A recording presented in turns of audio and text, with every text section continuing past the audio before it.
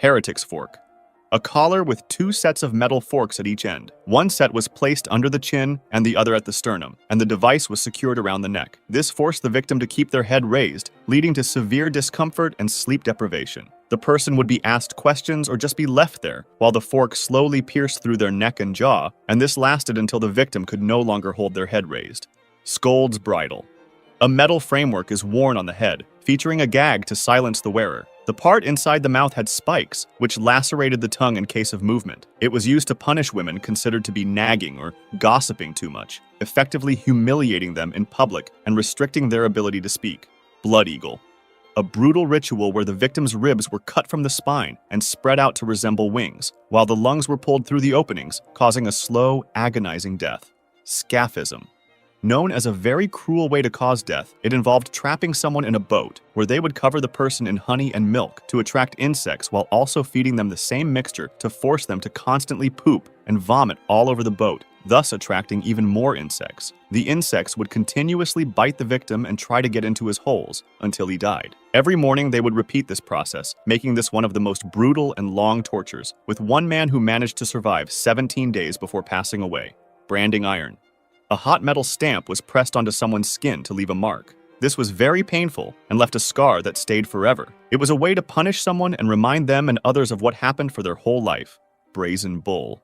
A metal statue shaped like a real-sized bull was used to lock someone inside and then heated up with fire underneath. The person inside would feel extreme heat and pain while being burned alive, and it was meant to scare others by showing how bad the punishment could be. There were special pipes to make the victim breathe, which also made the screams hearable for the crowd, resulting in a bull-like sound. The steam would leave from the bull's nose for extra realism. Breaking wheel. This method broke someone's bones and then twisted their body around a big wheel. They were then left hanging up high where birds and the weather made their death slow and very painful.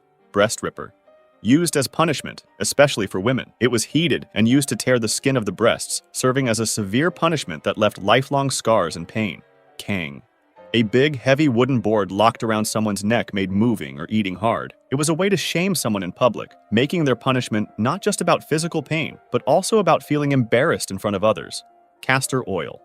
Making someone drink a lot of castor oil caused stomach pain and made them so sick that they could no longer hold their poop together. Then they would put the person in a big human-sized barrel and remove them when the person confessed. This could even go as far as leaving the person to drown on their own body fluids inside the barrel.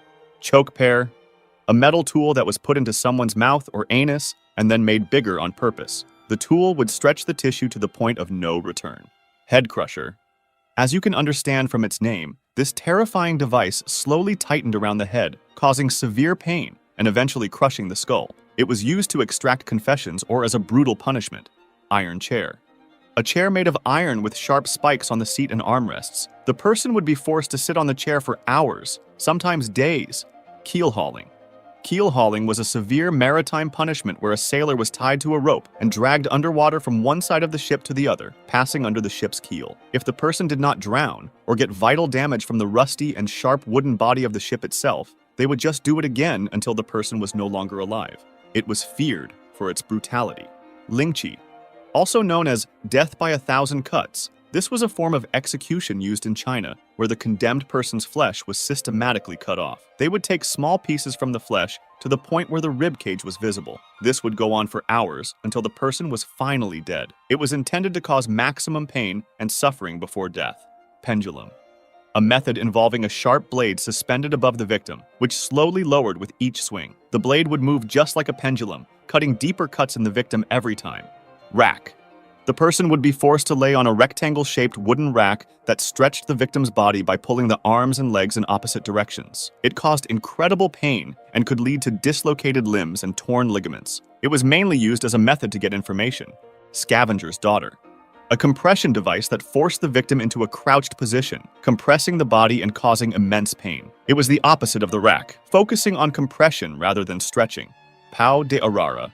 A form of torture where a person is suspended from a rod by their wrists and ankles, similar to being on a parrot's perch. It wasn't a way of execution, but sometimes would cause long-term joint problems for the victim. Tongue tearer. A tool used to grip and tear the tongue, causing extreme pain and preventing the victim from speaking. Ironically, this was often used to get people to speak. Strappado. This torture involved binding the victim's hands behind their back and then hoisting them up by a rope tied to the wrists, typically resulting in dislocated shoulders. Weights may have been added to the body to intensify the effect and increase the pain. This kind of torture would generally not last more than an hour without rest, as it would otherwise likely result in death. White room torture.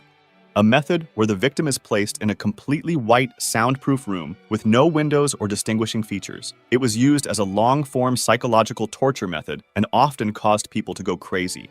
Oubliette dungeon. A type of dungeon designed as a deep pit used to hold prisoners. Forgotten and left in the dark, victims would be dropped through a narrow opening, often to be ignored and left to die without food or water, hence the name from the French oubliette, meaning to forget. Gibbeting human cages. A method of public execution and post-mortem punishment, where the body, sometimes still alive, was placed in a metal cage and hung on display, usually in a popular area. This served as a warning to others and subjected the victim to a slow, humiliating death. Spanish tickler.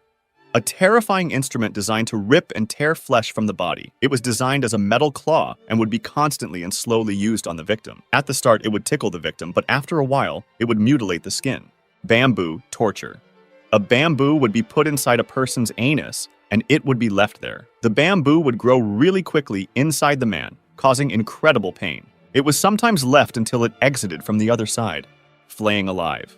A gruesome method where the skin is removed from the body, often while the victim is still alive. This extreme form of torture was used to cause intense, slow pain and suffering, eventually leading to death through shock or infection. Judas chair.